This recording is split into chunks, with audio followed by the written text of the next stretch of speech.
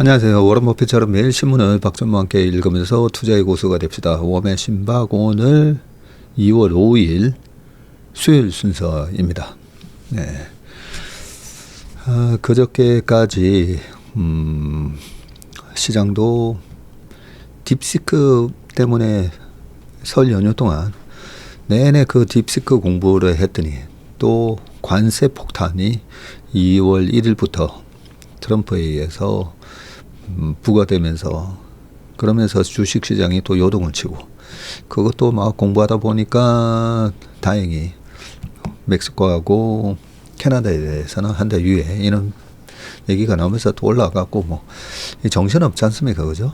그래서 오늘 다루는 기사 중에 하나가 오르락 내리락 멀미 난다 롤러코스터 장세 언제까지 라고 돼 있는데 네, 저처럼 그래도 이 변동성에 어느 정도 의아한 사람조차도 이렇게 왔다 갔다 하는 시장의 그 이슈들 다 공부하고 거기에 대한 영향력 뭐 이런 거 체크하려고 그거 하다 보니까 잠이 부족해서 그런지 그저께는요 퇴근하는데 월간 전망 촬영하고 그러고 나서 어서 멤버십 인턴분들 한 11분 초대해 가지고 같이 저녁도 먹으면서 이런저런 얘기하고 그러고 회사 와서 마무리하고 밤 12시쯤 퇴근하는데 야, 그거 한 15분 걸리는 퇴근길에 계속 이렇게 졸음 운전하게 되는 거예요.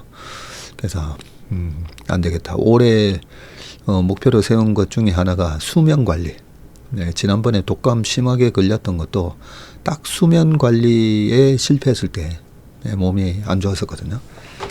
그래서 어제는 정말 마음 먹고 일찍 가서 일찍 간 게 한 10시, 9시 한 40분, 10시 전에 들어오면 예전에도 제가 한 15년, 20년 전에도 10시 전에 들어오면 오늘 일찍 퇴근하셨네요. 네, 이런 얘기를 들었었는데 어제는 정말 좀 일찍 가서 10시 반부터 잔 것 같은데 오늘 아침 6시 반 알람 울릴 때까지 푹 잤습니다. 역시 잠이 보약인 것 같습니다. 어제 여기 지금 보시면 얼굴 상태가 살짝 가리는데 네, 요거 얼굴 상태 참 나오지는 않지만 얼굴 상태가 영 안 좋았더라고요. 자, 어제는 또 테슬라 얘기 때문인지 25,000분이 구독을 조회를 해주셨고 많은 얘기들을 또 남겨주셨습니다. 자, 이렇게 많은 분들이 들어오시면 한 번씩 이제 악플도 올라가는데 악플이 괜찮습니다. 뭐 저라고 뭐 악플 읽으면 뭐 기분 좋겠습니까? 많은 그래도 내가 혹시 예전에 이런 실수를 했었나 네, 되돌아보게 하게끔 만들고요. 또 하나가 그거 있잖아요. 어제 마르크스 막시즘에 대해서 얘기를 했었는데 제가 요 댓글을 보고 좀 반성을 했습니다. 여기 보면 이렇게 돼 있거든요. 뭐 막시즘 몇 줄 아는 것 가지고 이렇게 써놓으셨네요. 낭만 스낵이라는 분이신데 막시즘에 대해서 뭘 안다고 떠드시나요? 그냥 아는 것만 말하세요. 어디서 몇 문장 본 거 떠들지 마시고. 그래서 네, 요 얘기 말씀 듣고 좀 반성을 했습니다. 사실 자본론 우리가 제가 80학번이니까 80년대만 하더라도 그 대학 들어가면 노동운동이나 이쪽에 민주화 운동하는 선배들이나 이런 분들이 많으셨기 때문에 제가 1학년 때 농활 갔을 때도 농활 보통 이렇게 가면 그때 어디더라? 전남, 전북? 예, 전북 어디 순창 지역으로 갔던 것 같아요. 맞네요. 순창이네요. 가서 농활 가가지고 열심히 벼베기 했던 기억이 납니다. 그때도 열심히 벼베기 하고 저녁에 야참 먹고 나니까 선배들이 쫙 이렇게 또 자료 나눠주면서 이 막시즘 관련된 그런 얘기도 했기 때문에 근데 솔직히 말해서 제대로 제가 공부한 적은 없었습니다. 근데 주식시장의 경제학과 관련된 거 이거 읽다 보면 이 막시즘 나오기 전에는 국부론이 나왔고, 그죠? 이 자본론에서 막시즘이 아니라 마르크스의 자본론에 보면 국부론에서 나온 얘기를 되게 많이 언급을 하거든요. 국부론이 나온 게 1776년인가? 뭐 그렇고요. 이 자본론이 나온 게 거의 한 8, 90년 뒤에 나오거든요. 그래서 이 자본론에서 국부론에 관한 얘기들도 많이 나오는데, 제가 기억나는 것은 모든 제품의 가치는 이게 뭐죠? 어떤 재화의 가치는 노동에 투입된 그 제품을 만들기 위해서 투입된 노동에 비례한다. 노동가치선인가요? 뭐 하여튼 뭐 그런 얘기들 등등 해가지고 뭐 짤막짤막한 게 본 걸로 저도 많이 도움이 됐던 것 같은데, 네, 사실 제대로 읽어본 적은 없어가지고 여기 다시 한번 좀 찾아왔습니다. 이 책을 읽어야 되는데 그냥 이 자본론 요즘 아마 뭐 공공학번 이상 되시는 분들은 그렇게 우리 때만큼 이 자본론 얘기는 없었을 거예요. 네, 없었을 건데 여기 보면 다스캐피탈이라고, 그죠? 네. 영국 런던으로 망명한 마르크스가 여기 있네요. 1867년에 출간했네요. 그러면 1776년 딱 90년 뒤에 출간된 거다, 그죠? 15년간 뼈를 깎는 각고의 산물이었고, 그 사이에 6아이 가운데 3명이 죽었다고 하네요. 부인과 큰딸은 병에 걸려 신음했으나 마르크스는 자본론 저작을 멈추지 않았다고 합니다. 가족들이 이루 형언할 수 없이 비참하게 생활하는데도 돈 벌 생각은 않고 오로지 연구에만 몰두했고, 오죽하면 그의 어머니가 이런 말을 했겠는가. 얘야, 그저 자본에 대해 쓰지 말고 자본을 조금이라도 모으면 안 되겠니? 이런 얘기를 하셨다고 합니다. 참, 이런 대작을 만드시는 분들은 보통은 이런 대작을 만드는 분들의 생활을 보면 모차르트도 그랬잖아요. 모차르트도 그랬고 베토벤도 그랬고, 되게 생활이 궁핍하고, 베토벤은 막 또 귀도 안 들리고 뭐. 그래서 우리가 우리 일상생활에서 나타나는 한 번씩 엄청난 스트레스를 주는 불행처럼 보이는 거 있잖아요. 왜 나한테만 이런 일이 발생할까? 그런데 여러 대가들의 그 생활 면면을 보면 그런 일들이 많았습니다. 그래서 뭐 이순신 장군도 그랬었잖아요. 백의종군 하기 전에 억울한 누명을 쓰면서 막 끌려가고 여러 가지 그렇게 억울하고 나한테 왜 이런 일이. 그런데 그게 하나의 나의 생각의 어떤 천정을 뚫는 그런 뭐라고 그러죠? 해탈? 뭔가를 깨닫게 하는 그런 걸음이 되기도 합니다. 제가 좋아하는 또 생텍쥐베리의 어린 왕자. 그 생텍쥐베리도 비행기가 한번 추락해가지고, 그죠? 사막에서 구사일생으로 살아났잖아요. 한 4박 5일 동안. 그 구사일생으로 살아나면서 저 사람이 그때 당시에 이 죽음을 눈앞에 두고 여러 가지 생각과 깨달은 바가 많아서 저렇게 위대한 책이 탄생했구나. 그런 생각도 했습니다. 이것도 자본론 얘기하다가 자꾸만 삼천포로 쭉 빠지는데, 그래서 이 자본론에 대해서 좀 잘 모르실 한 30대, 우리 40대 초반 분들이 잘 모르실 거다라고 생각하는 것도 저의 선입관인 것 같아요. 그죠? 뭐 50대, 60대면 자본론을 뭐 대단히 잘 아느냐? 그거는 아닌 것 같습니다. 여기도 나오지만 자본론의 핵심은 잉여 가치론이라는 거죠. 노동자는 자신이 받는 임금보다 더 많은 가치를 창출할 수가 있고요. 잉여 가치는 노동자가 생산한 생산물의 가치와 노동자에게 주는 임금의 이 차액을 뜻하는데, 그래서 한 5만 원어치를 생산을 했는데 노동자가 받는 거는 3만 원이고, 그래서 2만 원은 자본가에 의해서 착취가 된다. 네. 뭐 이런 얘기들이 많이 써 있습니다. 그래서 임금은 노동의 대가, 노동력의 대가다라는 거죠.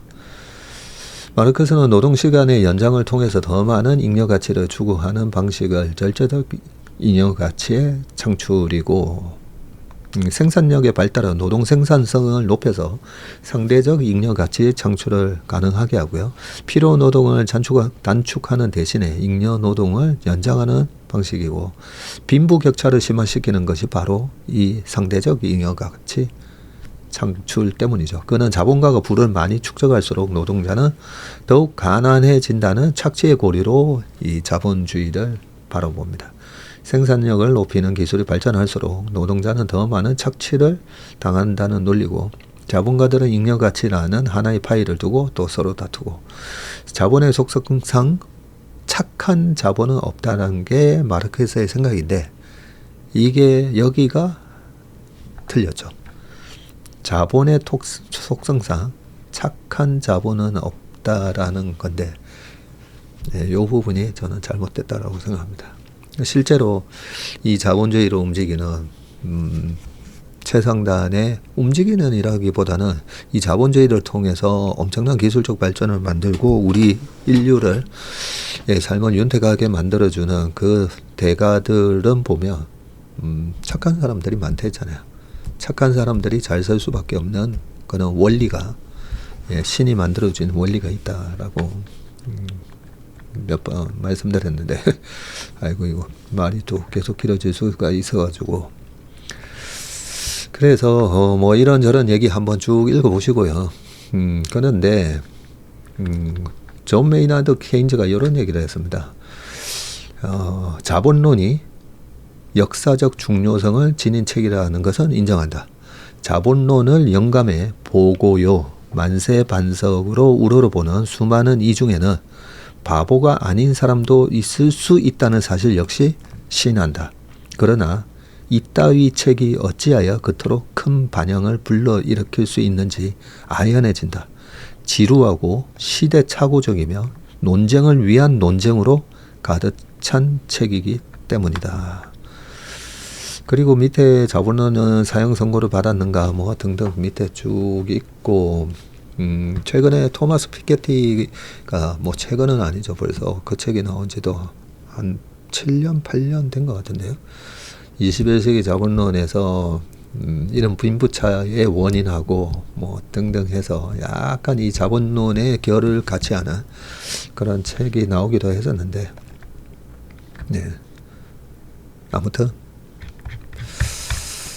이 책을 한번 읽어보고 싶은 마음이 여러 번 있었는데, 국부론 다 읽고 나서 자본론 읽으려고 하다가 요 케인즈의 말씀 때문에 못 읽겠는 거예요. 네.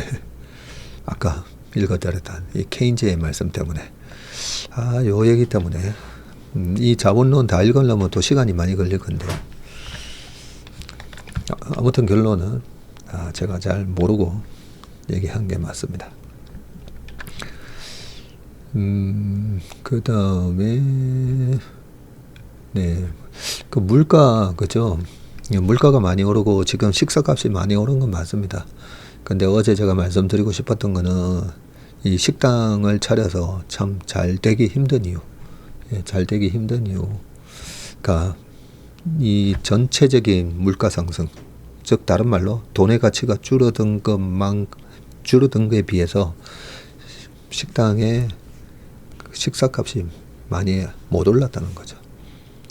상대적으로 말씀드리는 겁니다. 자, 옛날에 자영업을 하다가 어떻게 자영업 어떻게 시작했고 어떻게 주식시장에 참가했는지 궁금합니다 라고 하셨는데 94년부터 저는 거의 운용사 자무사 운용사에서만 31년 동안 일을 했는데 이거저거 투자하다가 식당에 투자를 했다가 쫄딱 망했었습니다. 자, 그러면 오늘 중요한 기사가 많아서 이제 기사로 넘어가 보도록 하겠습니다.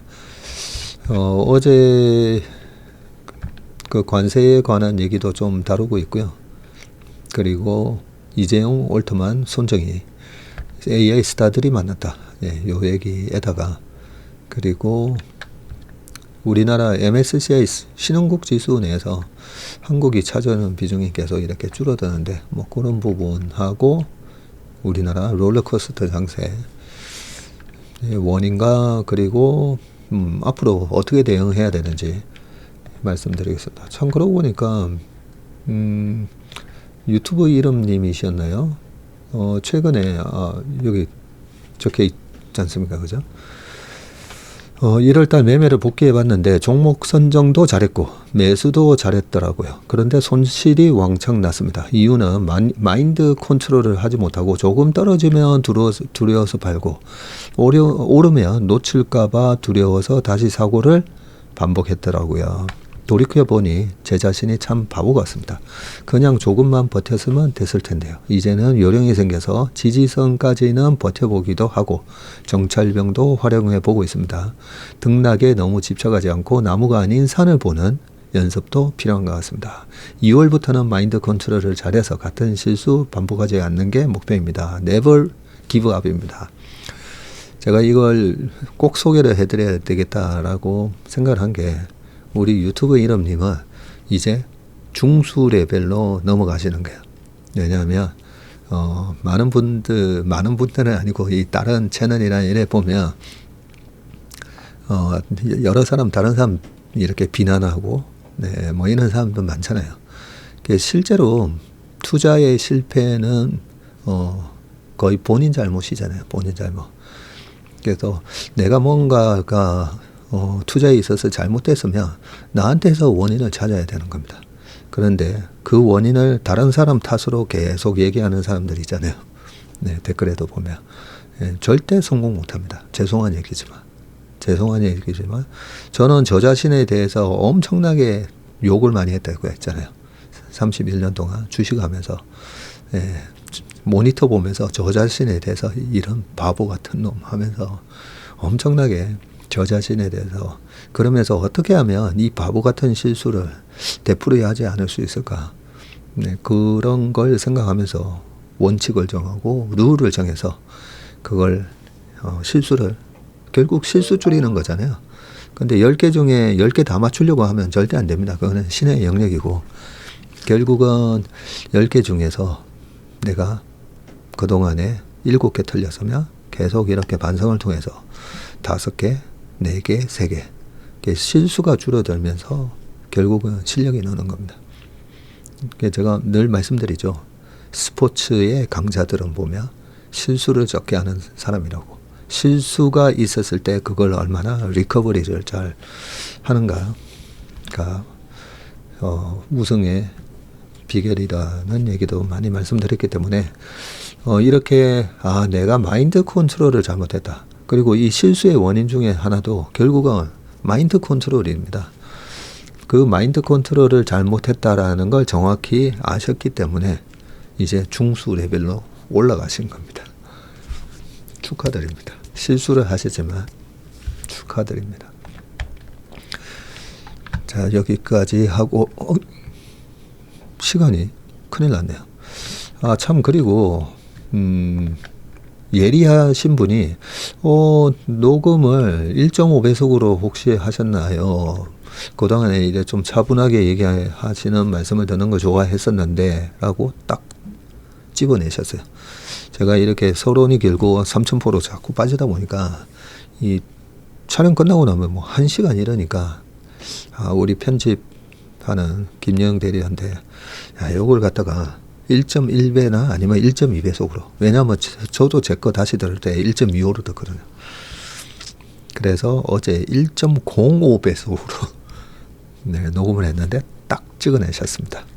근데 약간 느낌이 다르다고 하시니까 예전처럼 그냥 1배속으로 녹음하고 빨리 듣고 싶으신 분들은 1.25 아니면 1.5. 제 얘기는 어떤 분들은 2배속으로도 들으시더라고요. 그렇게 원상복구하도록 하겠습니다. 자, 그러면 기사를 읽어보도록 하겠습니다. 자, 첫 번째 기사는 참 중요한 또 기사가 하나 있어요. 직거리 퇴직연금 끝 주식에 100% 투자 개편 시동이라고 되어 있거든요. 여기 보시면 물가 상승률보다 낮은 2%에 머물고 있는 지금 퇴직연금 수익률을 끌어올리기 위해서 금융당국이 제도 개선에 나선다고 했죠.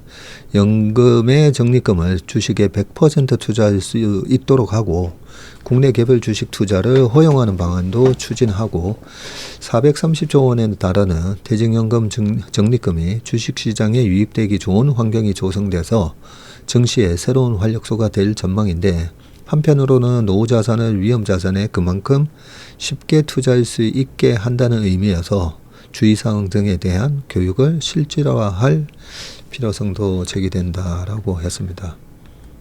솔직히 약간 좀 우려의 마음이 있습니다. 이렇게 되긴 돼야 되는데 주식에 대한 비중을 높여야 되는데 미국의 401k 보면요. 제가 여러 번 말씀드리잖아요. 미국 퇴직연금을 통해서 미국은 노동자들이 자산가들이 누리는 이런 자산 좋은 우량 핵심 자산의 가치가 올라가는 걸 향유한다고요. 그런데 미국의 퇴직연금을 자체적으로 운용하는 사람은 거의 많지 않습니다. 거의 다 운용사를 통해서 간접 투자가 되고 있거든요. 근데 지금 이 부분이 퇴직연금 IRP 계좌에서 본인들이 직접 투자할 수 있게끔 지금 바뀌고 있는데 사실 좀 걱정이 많이 됩니다. 그 걱정 때문에 이번에 ETF 강의 같은 것도 없는 시간에 ETF 강의도 만들고는 했지만 그 재작년에 제가 그 말씀 드렸잖아요. 그렇게 과열돼 있는 시장에서 그걸로 2차전지 ETF 막 만들어서 다행히 퇴직연금 계좌에는 레버리지는 안 되도록 그렇게 제도적으로 돼 있긴 한데 포모 현상 때문에요. 무슨 어떤 섹터가 지금 좋다더라 하면서 그러면서 막 만들어진 ETF 그걸로 또 광고를 하고 거기에 과연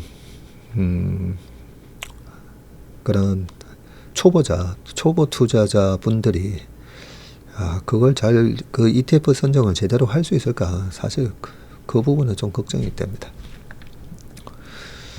자, 일단 내용을 한번 읽어보겠습니다.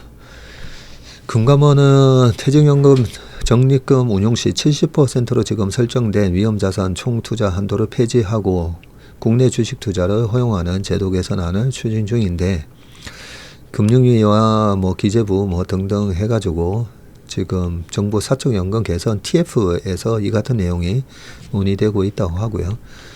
퇴직연금은 확정급여형, DB형이 있고 DC형이 있고 그 다음에 개인형 IRP로 이렇게 나뉘는데 금융당국은 우선 개인형 퇴직연금에 대해서 위험자산 투자 한도 폐지를 건의한 상태입니다.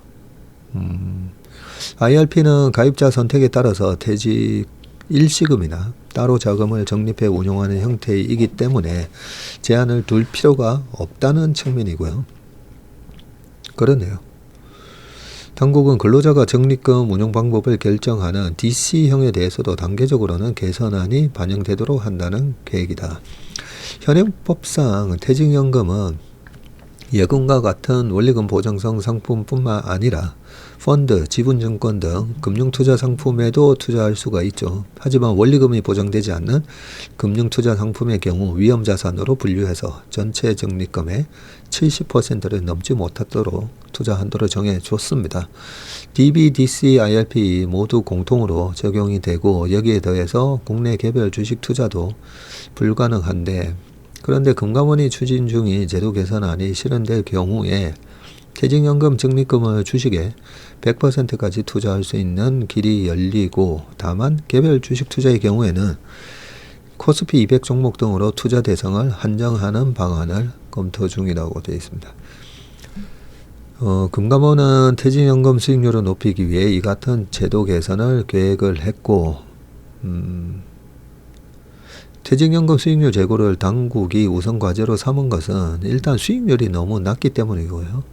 현재 최근 10년 기준으로 퇴직연금 연평균 수익률은 2%대에 머물러 있는데, 물가 상승률을 감안하면 사실상 마이너스죠. 네. 금융투자 상품에 투자하기보다는 원리금이 보장되는 예금에 치중된 탓입니다. 지금 저희가 로보어드바이저 개발해서 지금 테스트 해보고 있거든요. 퇴직연금에 적용할 수 있나.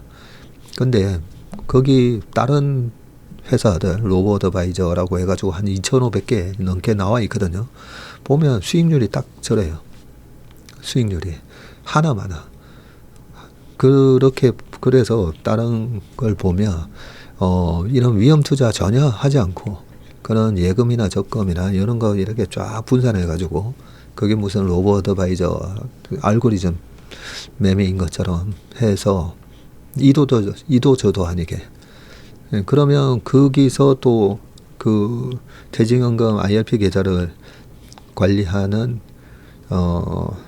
계좌에서 운용보수가 또 나갈 수가 있기 때문에 그 운용보수 떼고 나면 저렇게 남는 게 없습니다.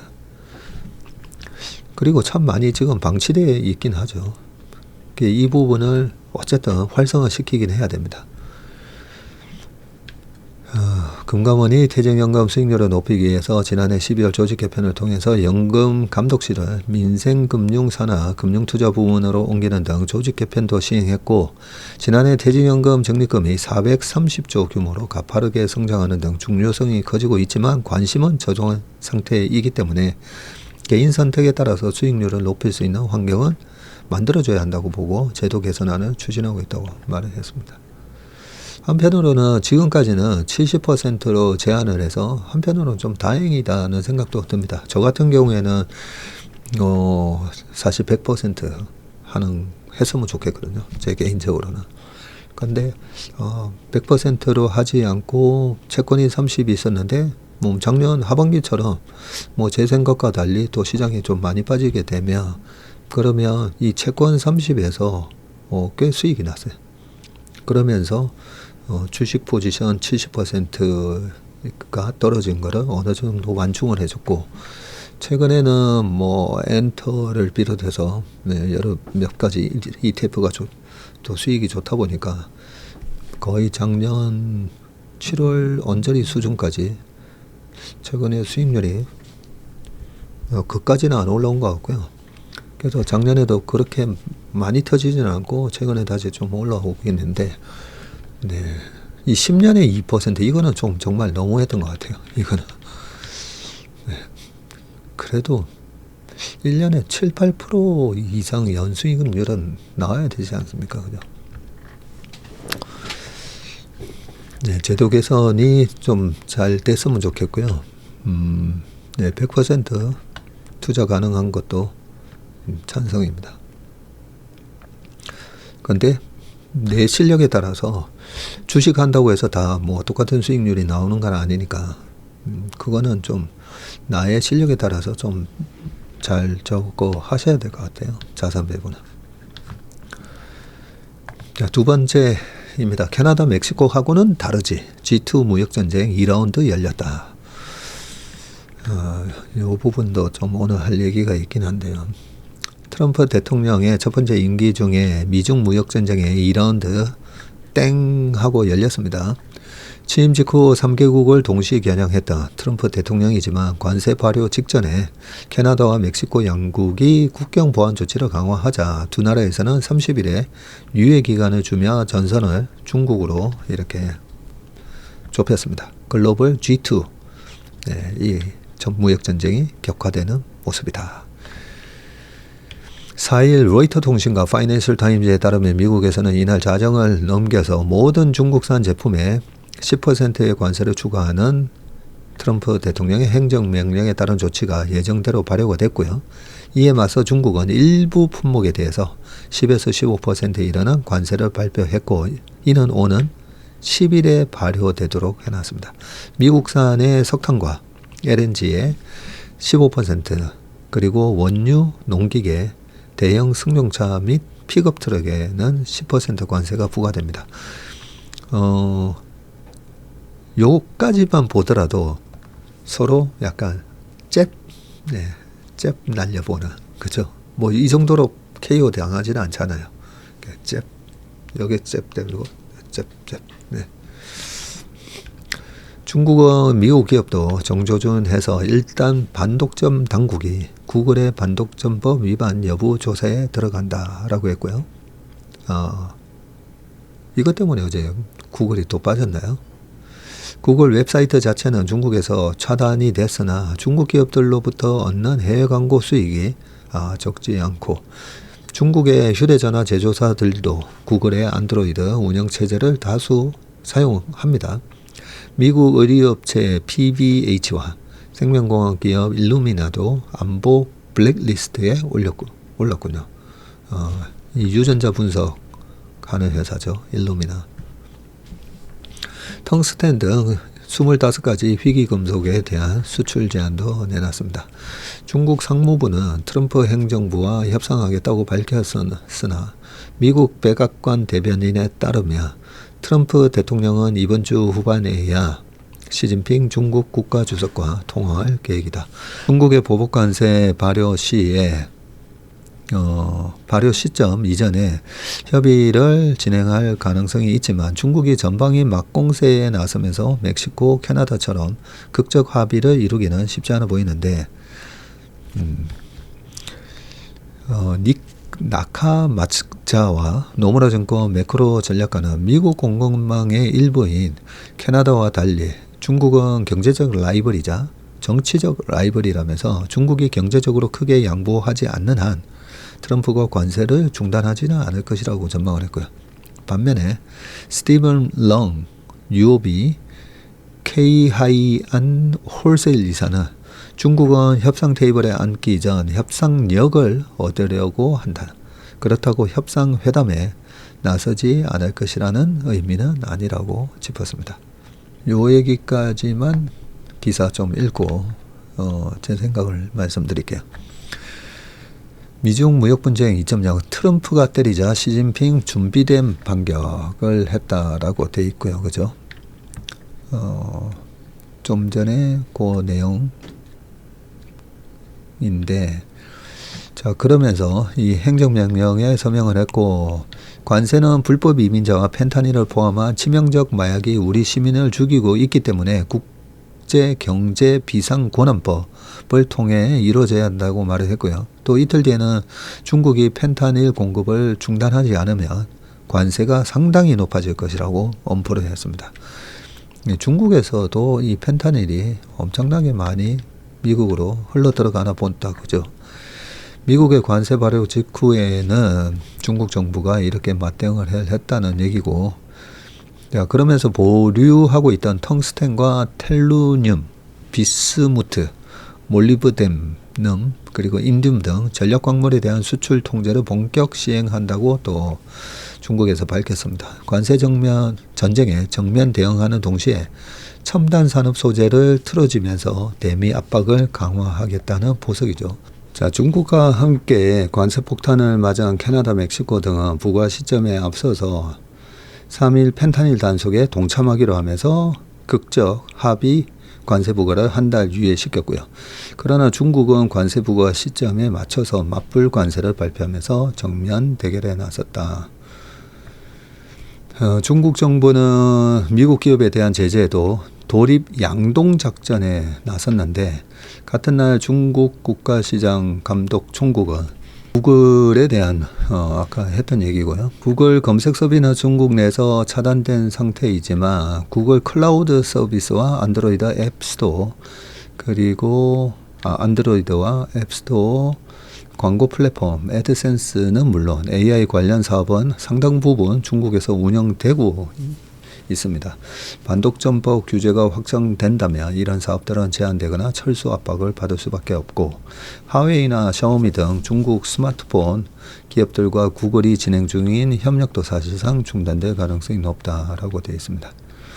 특히 구글은 이미 EU와 미국에서도 반독점 소송을 진행하고 있고, 중국까지 조사에 나섬으로써 구글은 글로벌 반독점 압박에 노출이 됐고, 중국 정부가 상황에 따라 애플이나 테슬라, 아마존 등 기타 사업으로 조사 대상을 넓힐 가능성도 있고, 구글과는 달리 애플과 테슬라의 중국 매출 비중은 사업의 절대적인 수준이군요. 국무원은 이날 관세 등으로 반격을 하면서 미국 정부는 지난 1일 펜타닐 등의 문제를 이유로 모든 중국산 수입품에 10% 관세를 추가 부과한다고 밝혔는데, 이는 WTO 규칙을 심각하게 위반하는 행위고 자체 문제 해결에 도움이 되지 않을 뿐더러 중미 간 정상적인 경제 및 무역 협력에도 큰 피해를 줄 것이다 라고 이렇게 얘기를 했고요. 국제사회는 빠른 합의를 원했지만 중국 내에서는 트럼프의 관세 부과 명분이 마약이라는 점에서 중국이 받아들일 수 없는 카드라는 해석도 제기되어 왔다. 아편 전쟁으로 만국에 이르렀다는 트라우마가 여전히 강력한 중국은 마약 범죄에 대한 강력한 처벌로 유명하죠. 그런 중국이 트럼프의 마약 대책에 협력한다면 중국이 펜타닐 원료 불법 수출 종주국이라는 트럼프의 주장을 인정하는 꼴이 되군요. 중국은 이와 별도로 앞서서 WTO에 미국을 상대로 제기한 추가 관세 소송도 계속 진행한다는 방침이고, 중국 상무부 대변인은 이날 현지 기자들과 만나서 미국의 중국에 대한 관세 부과는 WTO 규정을 심각하게 위반하는 추악한 성격의 일방주의와 보호무역주의의 전형적인 관행이라고 강도 높게 비판했다. 그러게. 중국이 마약에 대해서 되게 강력하고요. 싱가포르 같은 나라도 마약을 소지하고 들어오면 사형시키는 걸로 저 알고 있거든요. 그래서 예전에 호주 사람이 마약 소지하고 들어갔다가 사형당하게 됐다고 해서 그 정부 차원에서도 이렇게 좀 봐달라 했던 건데 그대로 사형시켰던 걸로 기억을 하는데, 자 일단 요 부분에 있어서 아까 잽 정도 날렸다고 했잖아요. 잽 정도 날린 상황에서 서로 잽 날리고 잽 주고받고 요 정도인데, 이번에 그 모닝 브리프에서도 살짝 말씀드렸는데, 작년 하반기에 한 9월 언저리였었나요? 중국에서 테슬라의 차가 그러니까 소위 말해서 중국의 공사 이런 데 있잖아요. 국영기업 이런 데서도 테슬라 타도 돼 라고 허용을 해줍니다. 테슬라에 대해서 우호적인 정책을 줬고요. 중국에서 크게 장사를 하고 있는 기업 두 군데가 테슬라하고 애플이잖아요. 애플의 팀 쿡이 중국 가도 사람들이 되게 이렇게 환대를 해주죠. 그런 상황에서 테슬라의 앨런 머스크가 지금 정부 효율부 장으로 갔고, 그러면서 제가 그때 저희 형님이 얘기해 준 얘기를 이 웜의 신막에서도 말씀드렸습니다. 중국 입장에서는 기업을 통해서 자신들의 메시지를 앨런 머스크를 통해서 트럼프한테 전달하라는 거죠. 그런 역할로 기업인을 외교에다가 활용을 한다.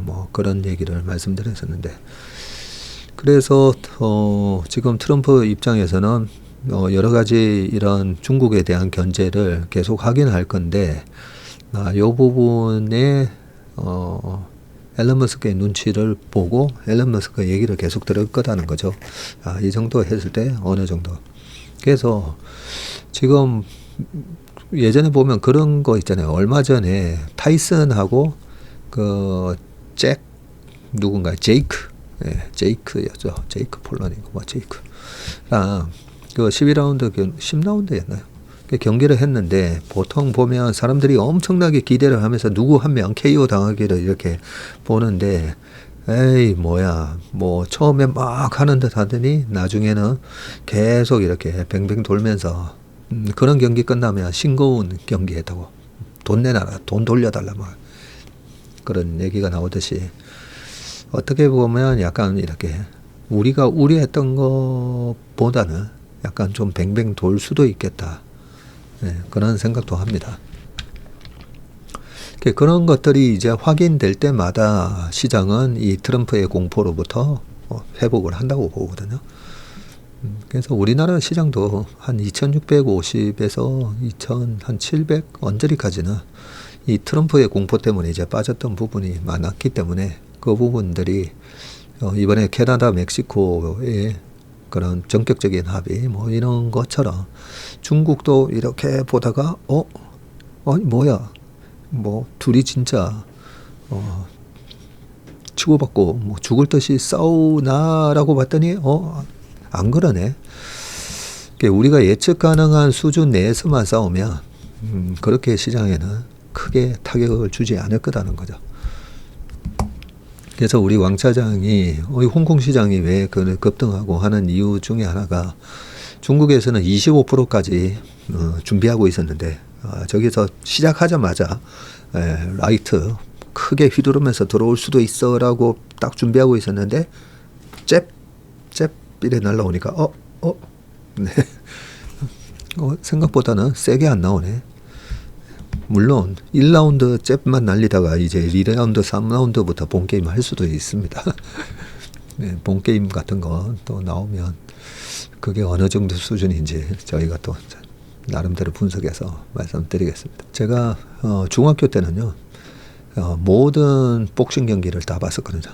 그때는 뭐 저희 아버지뿐만 아니라 전 세계적으로 이 복싱에 완전히 르네상스였었죠.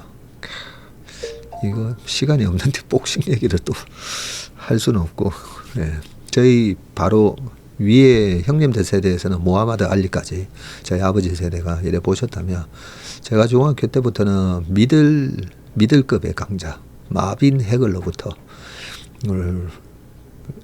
헌즈, 레너드 그리고 돌주먹 많습니다. 돌주먹 그 사람 이름이 갑자기 기억 안 나는데 되게 미들급이 재밌었고 그러고 나서 90년대 넘어가서는 마이크 타이슨이 나오면서 엄청 재밌었죠. 죄송합니다. 여기까지만 하고 기사 읽을게요. 박정우 기사 읽다가 좀 너무 이렇게 딴 얘기 좀 하지 마 이러실 것 같아서 여기까지만 하겠습니다. 자, 그 다음에 이재용 올트만 손정희 AI 스타들이 만났는데 스타게이트 계속 논의라고 되어 있습니다. 한번 볼게요. 이재용 회장과 샘 알트만, 손정희 회장이 4일 어제 만나서 대규모 AI 인프라 구축 사업인 스타게이트 프로젝트 협력 등을 논의했고요. 얼트만은 최태원 회장, 정선아가 아니고 정신아죠. 카카오 대표 등도 만나서 AI 전략을 공유했습니다. 이날 오후 얼트만과 손 회장은 서울 삼성전자 서초 사옥에 방문해서 이 회장과 2시간가량 면담을 했고 이 자리에 영국 반도체 설계 기업 암의 르네 하스 CEO도 함께했네요. 소뱅이 암의 지분 90%를 보유하고 있습니다. AI와 IT 분야에서 한미일을 대표하는 기업가들은 오픈 AI와 소프트뱅크가 주도적으로 참여하는 스타게이트를 주로 논의했고 암도 스타게이트 참여 업체이고요. 스타게이트는 미국 내 첨단 AI 인프라를 구축하기 위해서 향후 4년간 최대 5천억 달러 730조를 투자하는 대규모 사업이 진행합니다. 730조입니다. 엄청난 돈입니다. 손 회장은 우리는 스타게이트 관련 진행된 내용과 삼성전자와 잠재적인 협력을 이야기할 것이라고 했고요. 회동이 끝난 후에는 미소를 지으면서 좋은 논의를 나눴다. 우리는 스타게이트 관련 최신 현황과 모바일 전략, 전반적인 AI 전략을 이야기했다고 했고요. 그는 삼성전자의 스타게이트 참여 여부 등에 대해서는 이번 회의는 단순한 현황 공유와 초기 논의 단계이고 추가 논의를 계속할 예정이라고 했고요. 한국에는 훌륭한 AI 엔지니어들과 뛰어난 기술이 있다면서 저는 한국의 미래가 밝다고 생각한다고 했습니다. 구체적인 답은 피했지만 스타게이트의 재정 책임과 프로젝트 의장을 지금 손 회장이 맡고 있고 천문학적인 투자 자금이 필요한 만큼 투자 관련 논의가 이뤄졌을 것으로 보이는데 반도체와 모바일, 가전 등 AI 관련 사업을 고루 갖춘 삼성전자가 프로젝트에 합류할 가능성도 적지 않다는 분석이고요. 오픈 AI가 개발 예정인 AI 전용 단말기, 독자 반도체도 향후 협력이 가능한 부분입니다. 아울러 SK그룹이 스타게이트에 참여할 것이냐는 질문에는 손 회장은 결정된 것은 없다고 했고요. 이날 올트만은 최태원 회장과 만나서 HBM 그리고 데이터 센터 등 광범위한 범위에서 협력을 논의했고요. 이날 회동에는 광노정 하이닉스 대표, 유영상 SK텔레콤 대표 등이 동석했다고 합니다. 올트만 CEO는 계속 정선아라고 되어 있네. 카카오와 오픈 AI의 공동 기자 간담회에서 참석을 했고 카카오는 올해 AI 카나나를 선보일 계획이고요. 오픈 AI가 국내 기업 중 전략적 제휴를 체결한 것은 카카오가 처음입니다. 올트만 CEO는 간담회에서 스타게이트 관련 많은 한국 기업이 AI 생태계에서 중요한 역할을 하고 있고 협력의 핵심 대상이 될 것이라고 밝혔습니다. 이어 스타게이트는 진정한 글로벌 이니셔티브를 목표로 하고 이를 실현하기 위해서 협력해야 하는 기업의 규모는 상당하다면서 한국에서 진행되고 있는 다양한 활동이 이 과정에서 중요한 역할을 하게 될 것이다 라고 얘기를 했습니다. 기사 2개 나왔습니다. 증시에 관한 얘기고요. 자, 증시 선진국은 요원, MSCI 신흥국 지수 내 비중 20년 만에 최저다라고 되어 있습니다. 자, MSCI 우리가 지금 선진국 지수로 들어가려다가 이런저런 이유로 못 들어갔잖아요. 신흥국 내에서 그러면 우리의 주위는 예전에 2004년도에는 요 파란색이 한국이거든요. 17.7%. 두 번째가 대만. 그리고 저 밑에 여기 중국이 7.7. 그리고 인도가 5.7이었거든요. 그런데 지금 20년이 딱 지나서 한국이 9.02로 떨어졌고요. 그리고 14% 차지했던 대만이 19.7이나 됐습니다. TSMC가 있어서 그러겠죠. 그리고 인도가 많이 올랐어요. 5.7에서 19.43까지. 뭐 대만 추월하겠죠. 추월하고 인도의 비중이 여기서 10년 뒤면 제일 높은 비중 차지하겠죠 아마.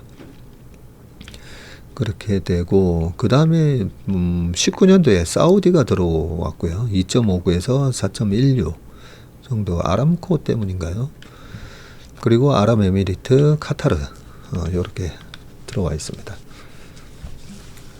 한국 비중이 최저치를 기록했다. 뭐 이런 얘기고요. 2017년에 17.7에서 2005년도에는 18.69까지 기록을 했다가 쭉 떨어졌습니다. 2007년에 중국에 뒤처지기 시작했고 21년에는 대만이 그리고 이듬해는 인도에 의해서 추월당했습니다. 중국에 비하면 한국의 비중은 3분의 1 수준이다. 올해도 한국 주식 비중이 추가로 축소될 가능성이 높다고 되어 있습니다. 12일 오는 12일 그렇네요. MSCI 리밸런싱이 2, 5, 8, 11일 11월 2월, 5월, 8월, 11월 이렇게 리밸런싱이 되거든요. 자, 근데 이번 리밸런싱에서 2022년 11월 이후 2년 만에 종목이 대거 편출될 예정입니다. 그런데 이번에는 편입되는 종목은 없고 편출만 되던 것 같았었는데 지난해 중동 및 동유럽 지정학적 리스크 확대에다가 엔켈이 청산 사태, 계엄령 선포, 트럼프 취임 등 여러 악재 속에서 국내 증시가 부진한 탓에 증권가에서는 이번 MSCI 리밸런싱에서 LG화학 우선주,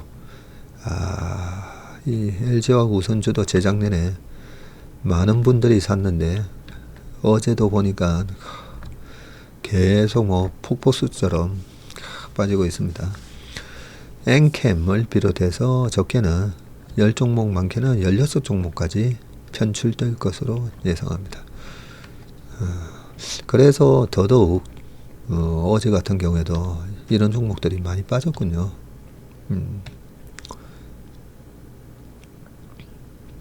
편입 기준을 충족하는 종목은 현재까지 한 종목도 없는 것으로 나타났고요. MSCI 리밸런싱에서 편입된 종목이 하나도 없었던 것은 22년 8월 이후 2년 6개월 만이다 라고 되어 있습니다. 지난해 정부가 나서서 코리아 디스카운트 문제를 해소하고자 밸류와 프로그램을 도입을 했지만 밸류와 프로그램 도입 후에도 LG는 LG CNS를 또 분리해서 상장을 했죠. 추진하면서 기존 주주들 사이에서 불만이 나오고 있고 현대차증권과 이스페타시스는 대규모 주성증자 카드를 꺼낸 바가 있습니다. 다행히 이스페타는 철회했습니다. MSCI뿐만 아니라 플래시라이트 캐피탈 파트너스, FCP 그리고 펠리스 캐피탈 등 여러 해외 투자자도 한국 기업 지배 구조 불투명성에 관해 문제를 제기해 왔고요. 올해 들어서도 국내 증시에서 외국인과 기관 투자자 자금 이탈은 계속되고 있습니다. 외국인이 2조 4천억 팔았고요. 기관은 1조 정도 팔아치웠습니다. 다만 지난해 시장 예상보다 빠르게 세계 국채 지수에 편입이 됐죠. WGBI 고려하면 아직 국내 증시에는 기회가 있다는 분석도 나오는데 오는 3월 공매도도 재개가 됩니다. 금투협 관계자는 1인당 GDP는 일본을 뛰어넘었고 전 세계 무역 규모도 10위권 내에 미치한 만큼 펀더멘탈 요소는 갖춘 상황인데 기업들이 투자자와 소통을 강화하고 정부도 증시 부양을 위한 여러 지원책을 제공하며 선진국 지수 편입 가능성은 열려있다고 말을 했습니다. 선진국 지수에 이렇게 들어가는 게 사실 중요한 게 아니라 우량한 우리나라의 기업을 이 지배구조를 개선해가지고 그죠? 우리나라 국민연금이 뭐 외국인한테 왜 뭐 선진국 지수에 그 편입되는 거는 우리의 지배구조를 개선시키고 우리나라 개인 투자가 분들이 요즘 국장을 많이 떠나서 좀 안타깝긴 한데요. 국민연금이나 뭐 보험사 변액뿐만 아니라 국민연금 말고도 연기금이 엄청 많습니다. 뭐 지방행정공제, 행정공제, 경찰공제, 뭐 소방공제 많습니다. 그리고 아까 퇴직연금 계좌도 그죠? 그래서 우리가 뭐 그 로드맵을 확실하게 정부가 잡고 이렇게 개선될 때니까 그런 기관 투자자들이 우리의 노후 자금을 책임지는 그런 기관 투자가들이 과감하게 우리나라 우량 주식을 사고 그리고 지배 구조를 철저하게 개선시키면 한 3,500, 한 4,000포인트 가잖아요. 4,000포인트 갔을 때 MSCI 선진국 지수에 편입하면 됩니다. 그래서 그 외국인들이 4,000에서 6,000 만들고 8,000 만들면 그러면 국민연금 뭐 우리가 여기서 또 돈 더 내고 어쩌고 안 해도 됩니다. 안 해도. 뭐 계속 이렇게 얘기하다 보면 의견이 전달될 거다라고 생각을 합니다. 자, 마지막 기사입니다. 오르락 내리락 멀미난다. 롤러코스터 장세 도대체 언제까지? 라고 되어 있습니다. 최근에 이런 관세 얘기 뭐 여러 가지 얘기 때문에 왔다 갔다 했다 뭐 이런 얘기고요. 처음에는 업종별로는 어제 기계 장비가 올랐고 뭐 어제 시장 얘기는 뭐 지나가도 될 것 같고요. 지금 현재 주가가 뭐 삼성전자 얘기도 있네요. 김동원 KB증권 리서치센터장은 이재용 회장이 무죄 선고를 받아 지난 10년간 지속된 최고 경영자의 사법 리스크가 해소됐다면서 전자가 불확실성 완화 국면에 진입할 것으로 예상하고 현재 주가가 PBR 0.85로 모든 악재를 선반영하고 있어서 하락 위험은 제한적이다. 그러고 보니까 전자의 BPS가 지금 PBR이 0.96인데 이 BPS가 55,000원으로 나오는데요. 이게 컨센서스를 보면 올해 6만 원이 넘어가게 되고 포워드로 보면 그죠? 0.9 이하로까지 들어갔나 보네요. 전날 나란히 약세를 보였던 이런 금융주들도 다시 올랐다. 뭐 이런 얘기고요. 얼트만이 카카오 기자간담회에 참여하는 모습이었군요. 52주 신고가를 경신한 네이버는 상승폭을 줄여 보합권에 마감을 했는데 오늘은 또 많이 오릅니다.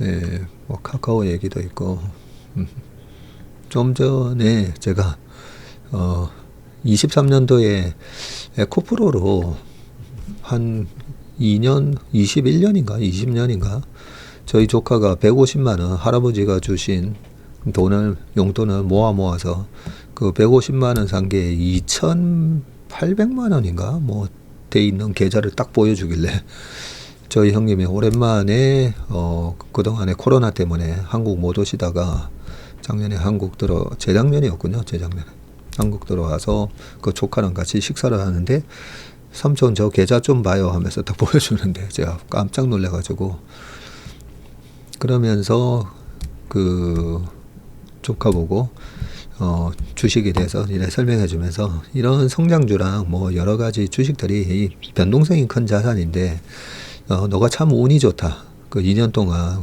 공부하면서 계좌를 안 보고 있다가 이렇게 계좌가 커졌어요. 해서 그런데 얘기를 해주죠. 주식은 변동성이 큰 자산이라서 이렇게 많이 벌었을 때는 그걸 지킬 줄 알아야 되는데 너 네이버 쓰냐? 그러니까 네이버 많이 쓴다고 그러죠. 그러면 그 에코프로를 팔아서 네이버로 갈아타라 라고 해서 그러고 나서 한 15만 원까지 빠졌잖아요. 15만 원까지 빠졌는데 한 20만 5천 원 언저리였던 것 같은데 그래서 지키는 방법에 대해서 얘기를 해주고 그 얘기를 그때 너무 뭐 방송만 나가면 2차전지 질문을 하고 2차전지에서 부정적으로 얘기하면 온갖 그죠 악플 달리고 그런데 얘기는 해야 되니까요. 얘기는 해야 될 것 같아서 그때 저희 조카 얘기를 하면서 조카 보고 2차전지 팔아서 네이버 사라고 했습니다. 요 얘기를 해주면서 한 1년 반 내내 욕 들어 먹었던 것 같습니다. 이 얘기를 지금 할 때가 아닌데 잠깐만요. 네, 뭐 여기 보니까 뭐 다른 얘기는 없네요. 뭐 왔다 갔다 했다 이 얘기네요. 관세 때문에 또 확 빠졌다가 그 전에는 딥시크 때문에 빠졌다가 또 올랐다가 지금 롤러코스터 타고 있다고 그러고요. 자, 당분간 증시 변동성이 이어질 수 있다는 우려가 나오는데 김대중 한투 연구원은 트럼프 2기 신정부 등장으로 투자자가 겪는 어려움이 한층 커지고 있다면서 1기와 달리 피하 식별을 무시하는 고강도 무역 규제로 글로벌 경제는 불확실성에 노출하고 있고 단기적으로 신중함이 요구되는 시점이라고 얘기를 하고 있습니다. 어떤 분은 뭐 작년 8월 달에 주가 막 급락할 때는 이럴 때는 또 위험 관리해야 됩니다. 뭐 그리고 또 계엄 사태 터질 때도 그렇고 관세 주가가 빠지면 이럴 때는 위험 관리해야 됩니다. 뭐 이런 얘기를 하시는데 위험 관리해야 된다고 하면서 그 우량 자산을 그 비중을 줄이고 현금을 늘리는 게 과연 그게 맞는 건가? 그런 생각을 합니다.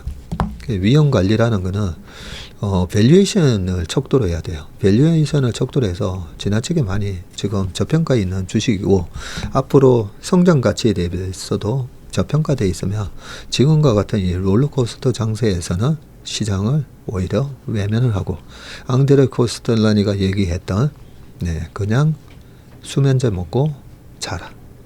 크게 나올 수 있습니다. 그래서 올해 종목 스탁 피킹을 잘 하셨다면 올해 최소 7월 달까지는 그냥 주무셔도 될 것 같아요. 네, 오늘 웜의 신박은 여기까지 하겠습니다. 오늘 하루도 건강한 하루 보내시길 바라겠습니다. 고맙습니다. 안녕하세요. 저는 체슬리 투자자문의 박세익 전무이고요. 체슬리 투자자문 이승준입니다. 네, 많은 분들이 기다리셨던 ETF 강의 드디어 저희가 시작하게 되었습니다. 이 ETF 강의를 위해서 우리 이승준 대표님과 그리고 최일호 상무, 박성구 매니저까지 거의 한 달 넘게 네, 야근을 하면서 심혈을 기울여서 자료를 만드셨기 때문에 이 강의만 들으셔도 ETF가 뭔지 어느 정도 이 투자에 대한 감을 잡으실 수 있다라고 생각합니다.